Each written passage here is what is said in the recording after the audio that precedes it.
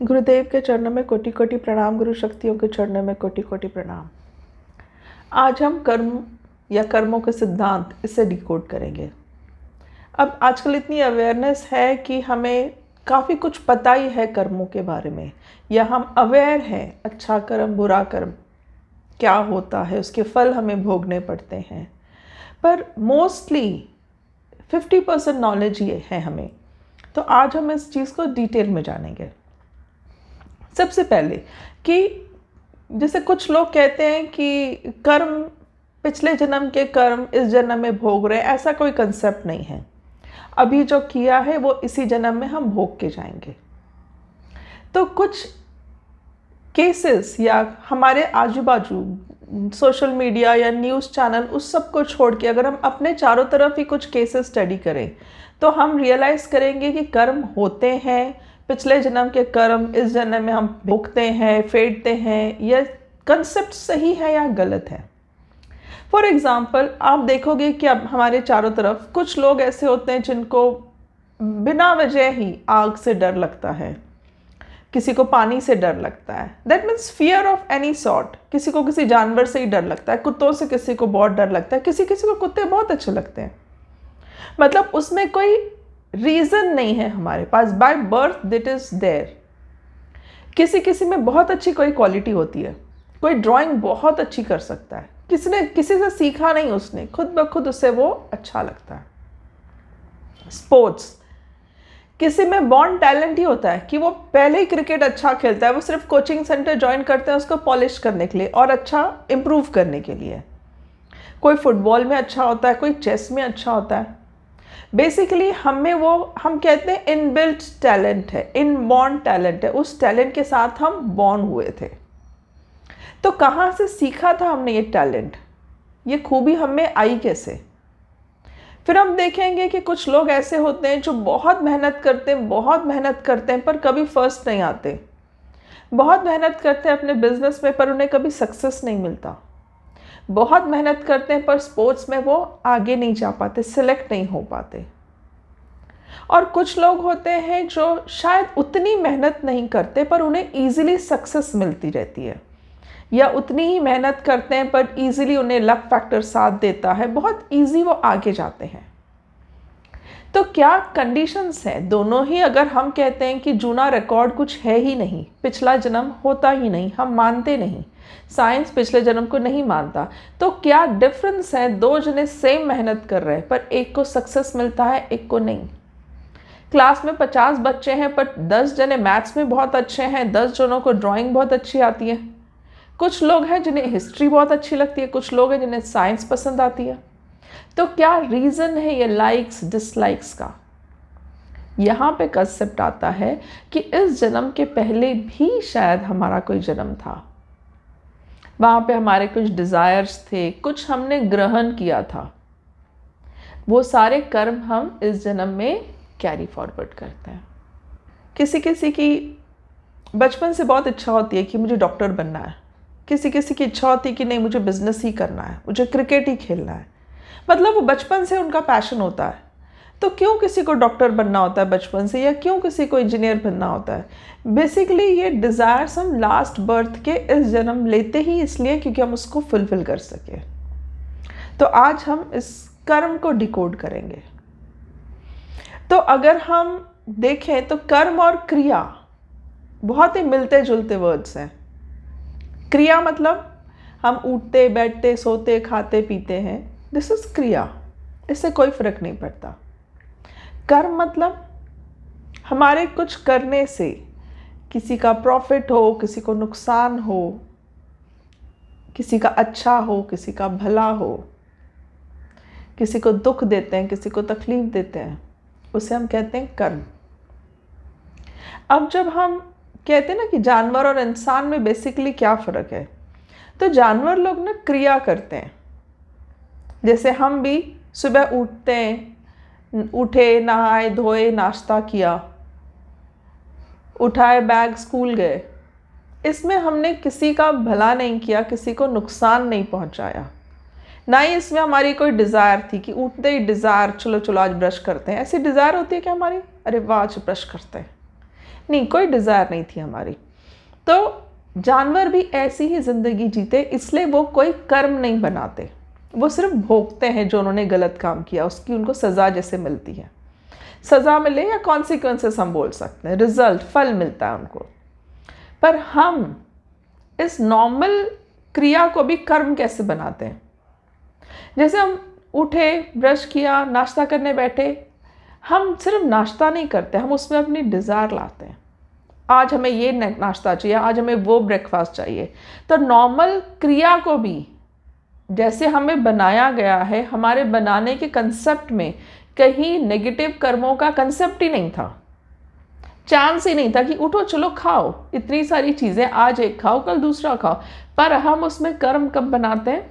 जब हमें वो नाश्ता परोसा जाता है, हम उसमें गलतियाँ निकालते हैं, हम उसमें डिज़ायर्स डालते हैं, कल भी ये खाया था आज भी ये खाएंगे, हम गुस्सा होते हैं। कर्म बढ़ाया, खाने को अपने कोसा, जिसने आपको खाना बना के खिलाया, मेड हो, कुक हो, आपकी मम्मी हो, दादी हो, उनको आपने बुरा बोला। मतलब नॉर्मल क्रिया जिसको काउंट ही नहीं करना चाहिए, उसको भी आपने क्या कर लिया? कर्म बढ़ा दिया। आपने डिज़ायर रखी कि मुझे ये चाहिए आज नाश्ते में, मुझे वो नहीं चाहिए, ये भी आपने कर्म बढ़ा दिए। तो इस तरह से अगर हम क्लासिफाई करने जाए कर्म को, तो मेन 4 प्रकार के कर्म होते हैं। अब ये क्लासिफिकेशन क्यों जानना ज़रूरी है? क्योंकि बहुत सारे लोग ऐसा भी सोचते हैं कि अब सब कुछ, जैसे मैंने कहा इनिशियली प्रूव किया हमने कि हम पिछले जन्मों के कर्म ही अभी भोगते हैं, उसीलिए हम जन्म लेते हैं। तो सब कुछ लिखा हुआ है पहले से, तो हमारे कुछ चाहने या न चाहने से या कुछ करने से क्या होगा? हमें कुछ करने की ज़रूरत ही नहीं है, अपने आप वो हो जाएगा। तो इस कंसेप्ट को क्लैरिफाई करने के लिए, या जो लोग ऐसा सोचते हैं उनको ये समझाने के लिए कि नहीं, आज भी काम करना ज़रूरी है, कर्म करना ज़रूरी है, और पिछले कर्म भोगना भी एक साथ ही होता है। तो इसके लिए अगर हम डिफाइन करने जाए तो कर्म 4 प्रकार के होते हैं। एक होता है संचित कर्म। संचित कर्म मतलब वो कर्म जो हम पिछले कई जन्मों से कलेक्ट करते हुआ है, मतलब वो छाप हमारे आत्मा पे है। फॉर एग्जाम्पल, जैसे मैं बोलूँ कि आपने संडे को क्या ब्रेकफास्ट किया था, लास्ट संडे क्या ब्रेकफास्ट किया था, या 1 फेब को क्या ब्रेकफास्ट किया था, या 10 नवंबर को क्या ब्रेकफास्ट किया, तो हमें याद नहीं। तो वो ऐसा कर्म है जो आपने संचित नहीं किया, क्योंकि उसकी छाप आपके आत्मा पे नहीं पड़ी। पर अगर मैं पूछूं कि आपके बर्थडे के दिन आपने क्या खाया था, या आपके शादी के मेनू में क्या आइटम्स थे, तो वो हमें याद है। 1 फेब को क्या खाया था ये आपको याद नहीं, पर 1 न्यू ईयर उस दिन आपने क्या खाया था, सुबह ब्रेकफास्ट, साल का पहला दिन, नाश्ता अच्छा करते हैं, तो वो हमें याद रहता है। तो ऐसे जो इम्पोर्टेंट डिसीजंस तो आपकी आत्मा पे छपे हुए होते हैं, वो होते हैं संचित कर्म। जब हम कहते हैं ना कि कोई हमारे साथ बुरा करे, तो फॉरगिव एंड फॉरगेट, माफ़ कर दो उनको, तो हम में एकदम ईगो आ जाता है कि अरे, मतलब हम ग्रेट हो गए। अगर हमने उसको फॉरगिव किया, मतलब हम इतने ग्रेट हो गए कि हमने माफ़ किया और हमने उसको भुला दिया। एक्चुअली फॉरगिव एंड फॉरगेट उसके लिए नहीं है। अगर आप उसको फॉरगिव एंड फॉरगेट नहीं करोगे, तो जिसने भी आपके साथ बुरा किया है ना, उसकी छाप आप अपने आत्मा पे छोड़ते हो। मतलब आप फ्यूचर के लिए उस इंसान से कनेक्शन बनाए रखे हो। इस जन्म में या अगले जन्म में वो इंसान फिर आपको मिलेगा, जब तक ये आपका कर्म टैली ना हो जाए, ज़ीरो ना हो जाए। तो इस तरह से हम ही जाने अनजाने नेगेटिविटी से कनेक्ट होकर रखते हैं और अपने संचित कर्म बढ़ाते जाते हैं। तो सपोज मेरे पास 100 संचित कर्म है। अब जब हम नया जन्म लेते हैं, तो 100 के 100 संचित कर्म दे के हमें नहीं भेज सकते। अगर ऐसा होगा तो हमारा जीना ही मुश्किल हो जाएगा। उसमें से कुछ कर्म ऐसे होते हैं जो डिसाइड करते हैं हम किस फैमिली में जन्म लेंगे, किस कास्ट में, किस कंट्री में, किस जगह पे, किस घर में। वो सारे कर्मों के हिसाब से हमें नया जन्म मिलता है। और कुछ अलॉटमेंट होती हैं कि इस जन्म में आप ये 10 अच्छे कर्म और 20 बुरे कर्म फेड़ो। तो ये होते हैं हमारे प्रारब्ध कर्म। मतलब संचित कर्म 100 है, तो उसमें से 20 या 30 या 50 कर्म दे के हमें इस जन्म धरती पे भेजा जाता है कि इस जन्म में आप ये 50 कर्म सहो, इसके फल भुगतो। इस कर्मों को कहते हैं प्रारब्ध कर्म। तो ये जो प्रारब्ध कर्म है, ये होती है आपकी किस्मत। जब आप पैदा होते हैं तो एस्ट्रोलॉजर को बुलाते हो, ज्योतिष को बुलाते हो, और आपका वो हॉरोस्कोप बनाता है, कुंडली बनाता है, और उसके हिसाब से वो बताता है कि ये बच्चा ज़िंदगी में ये करेगा, ऐसा होगा, क्या गुण होंगे, क्या अवगुण होंगी, क्या शांति की ज़रूरत है, क्या पूजा पाठ की ज़रूरत है। तो ये सारे कर्मों के साथ हम पैदा होते हैं, और ये होती है हमारी किस्मत। पर इसका मतलब ये नहीं कि हमें अब ज़िंदगी में कुछ करने की ज़रूरत नहीं, ये तो अपने आप होता ही जाएगा। इसके बाद 2 तरह के और कर्म होते हैं। एक होता है क्रियमान कर्म और एक होता है आगामी कर्म। क्रियमान कर्म मतलब अब ज़िंदगी जीते जीते, जैसे मैंने कहा ब्रेकफास्ट करने बैठे, उसमें भी हम कर्म बना देते हैं, वो क्रियमान कर्म। मतलब इस जन्म में हम नया अकाउंट क्रिएट करते हैं, जुने अकाउंट में एडअप करते हैं, संचित कर्म में हम एडअप करते जाते हैं, अच्छे भी बुरे भी। तो प्रारब्ध, अगर 100 में से 50 कर्म आपको दे के भेजे हैं प्रारब्ध की 50 ज़ीरो करो, तो 50 ज़ीरो करते करते कभी कभी हम 100 और ऐड कर देते हैं, तो संचित जो 100 था अब 150 हो जाता है। मतलब वो 0 होने के बदले हम उसमें ही एडअप करते जाते हैं। तो क्रियमान कर्म बहुत सोच समझ के करना चाहिए। क्रियमान कर्म हमारे ऊपर है।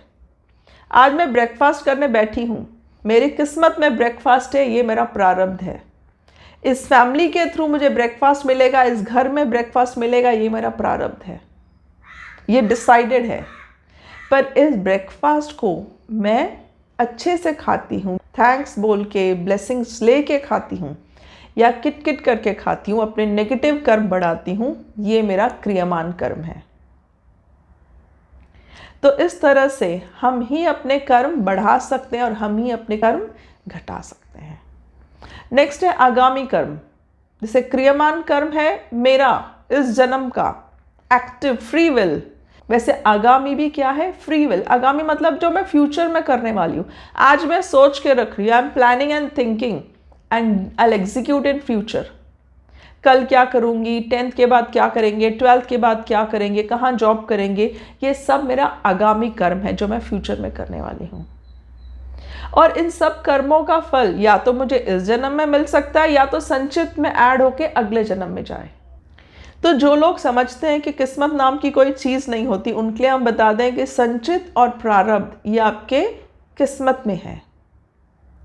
और जिन लोगों को लगता है कि किस्मत के हिसाब से ही सब होना है तो हम आगे काम क्यों करें, तो क्रियमान और आगामी कर्म ये आपके फ्री विल कर्म है कि भगवान ने आपको दिया है कि आप किस तरह से इसको जीते हो, किस तरह से आपको इसको निभाते हो।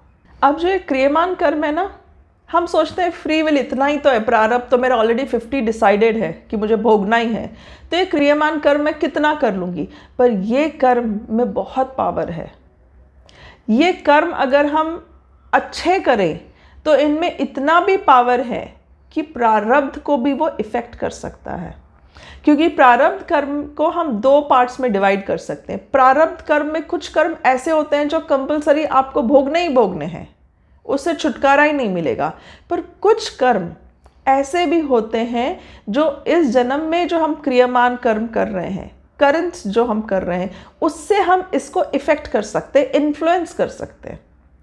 फॉर एग्जाम्पल, प्रारब्ध कर्म में लिखा हुआ है कि आपका एक्सीडेंट होने वाला है, पर आप अगर बहुत अच्छी ज़िंदगी जी रहे हो, एक कहते हैं ना सात्विक ज़िंदगी हम जी रहे हैं, तो ये एक्सीडेंट जो होने वाला है ना, वो ट्रक, कार, बाइक, इसके बदले क्या हो जाएगा? साइकिल ठोकर लगा के चली जाएगी आपको, वो भी एक्सीडेंट है। तो प्रारब्ध में एक्सीडेंट लिखा हुआ है, पर किस चीज़ से एक्सीडेंट लिखा हुआ है वो हम इन्फ्लुएंस कर सकते हैं बाय क्रियमान कर्म। और भी अच्छे अगर आप हैं तो हो सकता है आप गार्डन में वॉक करने निकले, इवनिंग वॉक करने निकले, और कोई बच्चा ट्राईसाइकिल चलाते चलाते आपको ठोक दे, वो भी एक्सीडेंट है। पर आपके सात्विक कर्मों की वजह से, आपके क्रियमान कर्म में इतनी पॉजिटिविटी थी कि उसने उस प्रारब्ध को भी कम कर दिया, उस प्रारब्ध को भी उसका जो इफ़ेक्ट है उसको भी जब कहते हैं एनेस्थेटिक इफ़ेक्ट दे दिया उसको, कि आपको रियलाइज़ नहीं होता वो एक्सीडेंट हो गया। और ये क्रियामान कर्म है। अगर आप इतनी बुरी ज़िंदगी जीते हैं, desire, ego, anger, frustration, jealousy, comparison, पूरे नेगेटिव क्वालिटीज़ के साथ जीते हैं, तो साइकिल नहीं, फिर तो ट्रक ही मिलेगी आपको। तो प्रारब्ध में भी कुछ कर्म ऐसे होते हैं जो हम ये फ्री विल से इस ज़िंदगी जीते हुए हम उसको इन्फ्लुएंस कर सकते हैं। और इसीलिए हम कहते हैं स्पिरिचुअलिटी करो, मेडिटेशन करो, अच्छी ज़िंदगी जियो। सिर्फ एन्जॉयमेंट में जियोगे तो प्रारब्ध प्रारब्ध ही रहेगा और संचित भी एडअप होता जाएगा। तो अब हमें पता चल गया कि क्रियामान कर्म से हम प्रारब्ध कम कर सकते हैं, प्रारब्ध को इन्फ्लुएंस कर सकते हैं। तो कैसे होने चाहिए क्रियामान कर्म? तो इसके भी टाइप्स हैं। एक है सात्विक कर्म। सात्विक कर्म मतलब ऐसे कर्म जिसकी वजह से आपको ब्लेसिंग्स मिलती है, लोग आपको थैंक यू बोलते हैं। ये सबसे बेस्ट डेफिनेशन है। आप दान करो, हेल्प करो, परोपकार करो, सत्य बोलो, किसी की मतलब डिफ़िकल्ट सिचुएशन में कोई है तो आगे बढ़ के आप उसको पूछो क्या हेल्प चाहिए, अच्छा बात करो, हंस के बात करो किसी से। आप कुछ हेल्प नहीं करते हो पर आप हंस के भी बात करते हो, तो वो भी एक क्वालिटी है आपकी कि लोग आपसे बात करेंगे और उनको अच्छा लगने लगेगा। कोई दुख में हो, रास्ते में आप मिल गए तो आपने हंस के बात कर दिया, तो वो उसके 10-15 मिनट ज़िंदगी के क्या हो गए, अच्छे से बीत गए, और वो सोचेगा अरे कितना अच्छा लगा ये आज मुझे मिल गई। तो जिन कर्मों से आपको थैंक्स मिलते हैं वो सात्विक कर्म है। फिर है राजसिक कर्म। ऐसे कर्म जो आप अपने डिज़ायर्स फुलफिल करने के लिए करते हो, अपने डिज़ायर्स, अपने फैमिली के डिज़ायर्स। कभी कभी हम बोलते हैं ना लोगों को, अरे ये कितने सेल्फिश है, कितने स्वार्थी लोग हैं, सिर्फ अपने बारे में सोचते हैं। तो अपने स्वार्थ के लिए, अपने डिज़ायर्स के लिए, अपने फैमिली के डिज़ायर्स, उनके भले के लिए जो हम काम करते हैं उससे हम कहते हैं राजसिक। फिर है तामसिक कर्म। तामसिक कर्म में तामसिक भी अपने डिज़ायर्स के लिए, अपने सेल्फिशनेस के लिए, अपने स्वार्थ के लिए होता है। पर तामसिक कर्मों में क्या होता है, हम वो डिज़ायर या अपने स्वार्थ के लिए किसी का नुकसान कर देते हैं, किसी को नीचा दिखा देते हैं, किसी को दुख, तकलीफ, हिंसा, हर्ट करना किसी को, वो करते हैं। तो सेल्फिशनेस, ग्रीडीनेस इसमें भी है, पर इसमें हम दूसरों को तकलीफ देते हैं। और कुछ कर्म ऐसे होते हैं जिससे ना आपको ब्लेसिंग्स मिलेगी, ना आप अपने सेल्फिशनेस के लिए है, ना आप किसी को दुख तकलीफ दे रहे हो। आप लोगों का भला कर रहे हो और रिटर्न्स में आपको कुछ भी नहीं चाहिए। जैसे योगी, गुरु, स्वामी, महात्मा, इन्हें दिव्य कर्म कहते हैं। वो लोगों की भलाई के लिए इतना कुछ करते हैं, ज्ञान बांटते हैं। तो ये जो है वो दिव्य कर्म है। दिव्य कर्म सिर्फ और सिर्फ आपके स्पिरिचुअल प्रोग्रेस में काम आते हैं।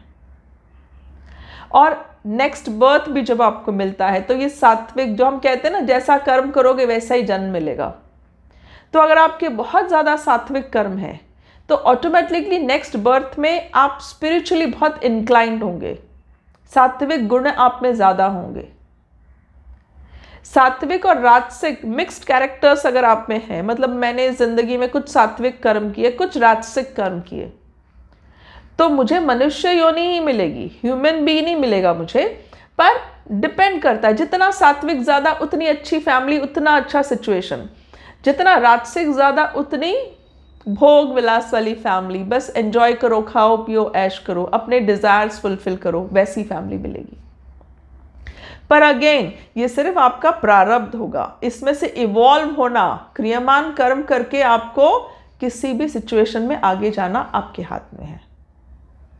मान लीजिए अगर आपका राजसिक और तामसिक का कर्मों का कैलकुलेशन ज़्यादा है आपके लाइफ में, कि आपने इस लाइफ में सात्विक तो किया ही नहीं, राजसिक और तामसिक का मिक्सचर है आपकी लाइफ, डिज़ायर्स और डिज़ायर्स के लिए किसी को हर्ट करना, बस यही ज़िंदगी आप जी रहे हो, तो आपको जानवर योनि मिलती है।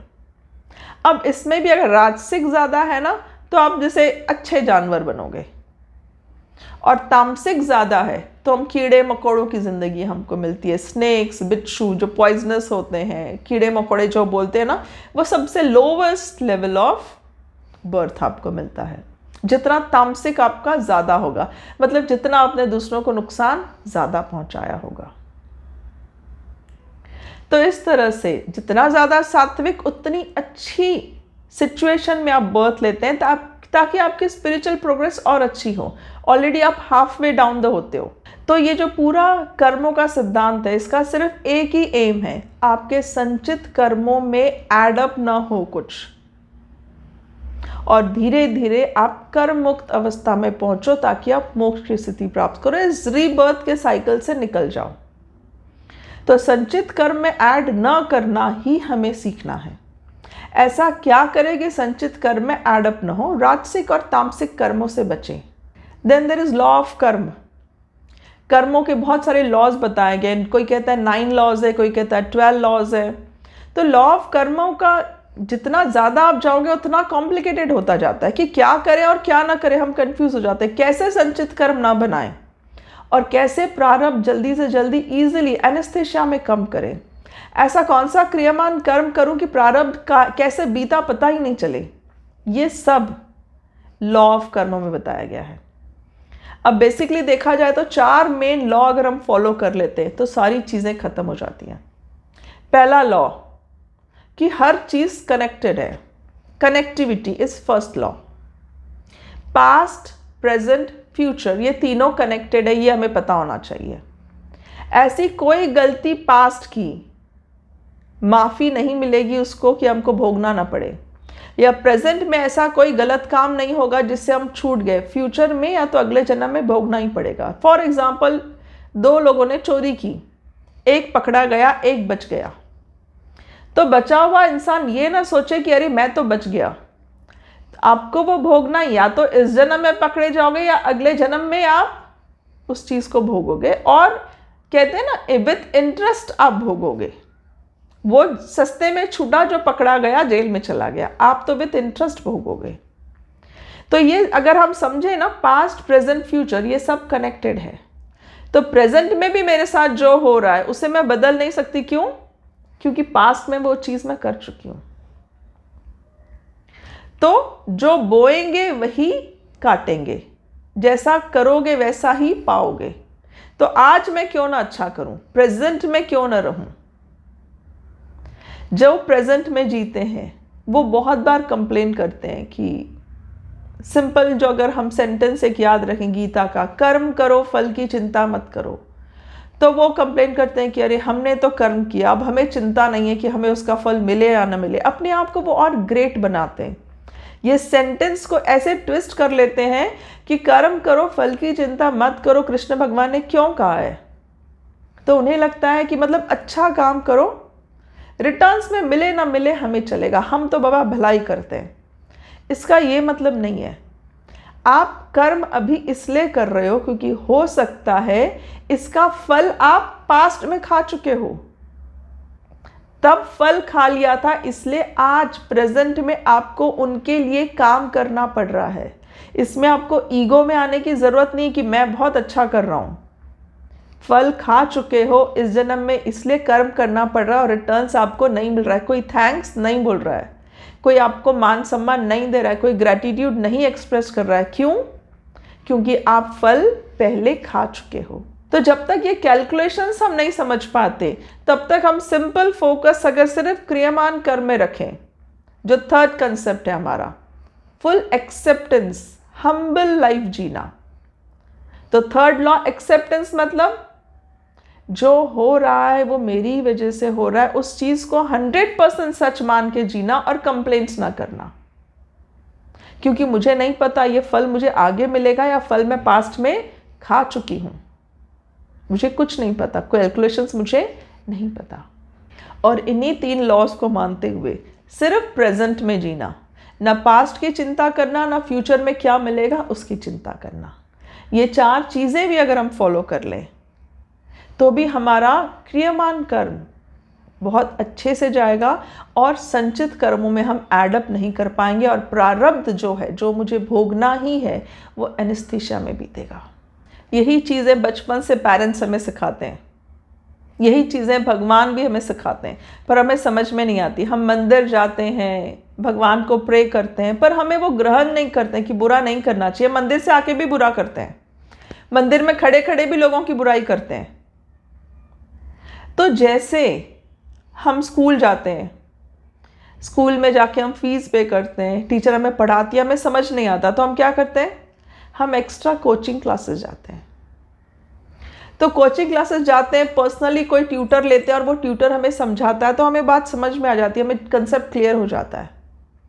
तो ये एक्स्ट्रा ट्यूटर की क्यों ज़रूरत है? क्योंकि टीचर जो इतने बच्चों को एक साथ पढ़ा रही है, हमारा पर्सनल कनेक्शन नहीं है तो हमें वो समझ में नहीं आ रहा है। इसी तरह जब हम मंदिर जाते हैं और हमें ये सिंपल चीज़ें कि किसी की बुराई मत करो वो समझ नहीं आ रही है, तो हमारी ज़िंदगी में एक जीवंत माध्यम का आगमन होता है। और जिस तरह से जब हम पर्सनल ट्यूटर लगाते हैं तो क्या उसको हम ये कहते हैं, फीस हम स्कूल में भर चुके हैं तो आप अब हमको सिखाओ पर हम फीस नहीं देंगे, ऐसा हम कहते हैं क्या? नहीं, उनको भी फीस देनी पड़ती है। स्कूल से डबल या 5 टाइम्स भी फीस हम उस ट्यूटर को देते हैं क्योंकि वो हमें स्पेशली करा रहे हैं, स्पेशली समझा रहे हैं। इसी तरह जब आप भगवान को मानते हो, भगवान को समर्पण, भगवान के प्रति आपका पूरा भक्ति भाव है, फिर भी आपको वो समझ में नहीं आ रहा है, वो आप ग्रहण नहीं कर रहे हो अच्छी बातें, तो आपके ज़िंदगी में जीवंत माध्यम आते हैं। अब उस माध्यम को आपको उतना इम्पोर्टेंस देना पड़ेगा, उतनी भक्ति, उतना समर्पण देना पड़ेगा जितना आप भगवान को देते हो, तो ही आप उनसे ग्रहण कर पाओगे। वहाँ फ्री में आपको कुछ नहीं मिलेगा, आपको भाव अपने देने पड़ेंगे, आपको वैसा उनसे कनेक्ट होना पड़ेगा, तो ही हम उस जीवन माध्यम से कुछ सीख पाएंगे। तो जीवन माध्यम के सानिध्य में हमें वो एक्स्ट्रा पुश मिलती है जो एक कोचिंग टीचर हमको देती है, जो एक ट्यूटर, प्राइवेट ट्यूटर हमको देता है, उसी कंसेप्ट को समझाते हैं। जीवन माध्यम कुछ अलग नहीं बताते हैं, वो वही चीज़ें बताते हैं जो मंदिर जाके, व्रत करके, पोथी पाठ करके, वेद पुराण पढ़ के आपको नहीं समझ में आ रहा है। वही चीज़ें जीवन माध्यम आपको सिंपल तरीके से एग्जाम्पल के थ्रू आपसे कनेक्ट होते हैं, तो ज़िंदगी के एक एक इंसिडेंट में आपको बताते, देखो ये सही है, ये गलत है। जैसे ट्यूशन टीचर या कोचिंग टीचर वही समझाते हैं जो स्कूल में समझाया जाता है, same text book, same portion, कुछ नया एग्जाम नहीं दिलाते हैं, वो चीज़ें वही होती हैं पर सिंप्लीफाई, पर्सनलाइज तरीके से आपको सिखाई जाती है। यही काम होता है जीवन माध्यम का, वो आपको एक्स्ट्रा बूस्ट, एक्स्ट्रा एनर्जी देना। जब आप बहुत उदास होते हो, आपको एक एक्स्ट्रा पुश चाहिए तो वो आपको देना, ये काम होता है जीवन माध्यम का। आपका आत्मभाव बढ़ाना, शरीर भाव कम करो, आत्म भाव बढ़ाओ। आत्म भाव बढ़ाना में लोग कंफ्यूज हो जाते हैं कि आत्म भाव में जीना क्या होता है, शरीर भाव कम करना मतलब क्या होता है। फॉर एग्जाम्पल, जैसे हम सपना देखते हैं, सपने में हम कभी देखते हैं हम ऊपर से गिर गए, सीढ़ियों से गिर गए, कभी देखते हैं हमारे सारे दांत ही टूट गए, कभी लगता है हमें चोट लग गई। हम सोते हैं बेड पे पर हमें वो फील होता है क्या? वो सारी चीज़ें हमें सपनों में देखी पर हमें कुछ भी चीज़ फील नहीं हुई। वो चीज़ें हुई पर वो सपने में हुई। तो सपने में होना मतलब वो शरीर भाव है और हम क्या है, हम आत्म भाव में जी रहे हैं। तो जब आत्म भाव में हम जीते हैं ना, तो सारे इंसिडेंट्स जो हमारे सामने होते हैं वो ड्रीम लाइक सीक्वेंस में होते हैं कि वो हम देखते हैं पर वो हमें छूते नहीं हैं, वो हमें फील नहीं करते, हम संचित कर्मों में उसे एडअप नहीं करते। आप ऐसे कह सकते हो कि आत्मभाव में जीने वाले के ऊपर नॉर्मल लॉज वर्क नहीं करते। For example, law of physics dream like situation में वर्क करता है क्या? हम सपनों में कभी उड़ते हैं, कभी पानी में तैरते हैं, कभी कहाँ जाते हैं, कभी हमारे 4 हाथ होते हैं, कभी एक यहाँ से वहाँ स्विच कर लेते हैं, कभी इधर कभी उधर, कितनी चीज़ें एक साथ सपनों में कर लेते हैं। मतलब लॉ ऑफ फिजिक्स कहीं वर्क नहीं करता। सपनों में हम छोटे भी हो जाते हैं, फट से बड़े भी हो जाते हैं, बूढ़े भी हो जाते हैं। Anything can happen in dream. वैसे ही जब हम आत्मभाव में जीते हैं तब नॉर्मल लॉज इफेक्ट नहीं करते हैं, और इसी को कहते हैं सिद्धियां पाना, कि normal situations, normal laws, 3 dimensional के लॉज, जो मैंने डायमेंशन वाला वीडियो बनाया था वो अगर आपने देखा हो तो आपको समझेगा, नॉर्मल डायमेंशन, 3 डायमेंशन वाले लॉज आपको इफेक्ट नहीं करते। हम कहते हैं कि हमें अच्छी सिद्धियां मिल रही है। तो जीवन गुरु के माध्यम से हमें सिद्धियां मिल सकती हैं, जीवन गुरु के माध्यम से हम स्पिरिचुअल प्रोग्रेस कर सकते हैं। कर्मों के सिद्धांत को समझने में और ज़्यादा अच्छे से अंडरस्टैंड करने में वो हमें हेल्प करते हैं। बेसिकली माध्यम वही होगा आपका जिसकी बताई हुई बातें आपको समझ में आए। 10 जने आपको एक ही बात बोल रहे हैं, बुरा मत बोलो, बुरा मत बोलो, आपको नहीं समझ रहा है, पर जीवन माध्यम जिस तरीके से समझाएंगे, जैसे एक्सप्लेन करेंगे, आपको इतनी अच्छी तरह से समझ जाएगा कि उसके बाद आप कभी किसी के लिए बुरा नहीं बोलोगे। आप में वो चेंज परमानेंटली आ गया, आप में वो संस्कार बन गया। जब वो चीज़ संस्कार बन गई तो आप इस जन्म में कि अगले जन्म में भी किसी का बुरा बोल ही नहीं सकोगे। वो आत्मा पे छाप आपकी अच्छी वाली पड़ गई। धीरे धीरे आपके संचित कर्म भी खत्म होते जाएंगे। तो गुरु शरण में यही प्रार्थना है कि आप सब अपने संचित कर्मों को जल्दी से जल्दी खत्म कर पाओ। जो भी आपके प्रारब्ध में लिखा है, आपके क्रियामान कर्म ऐसे हो कि प्रारब्ध भी आपका ड्रीम लाइक सिचुएशन में बीत जाए। आपको सबको स्वामी जी का खूब खूब आशीर्वाद। जय बाबा स्वामी।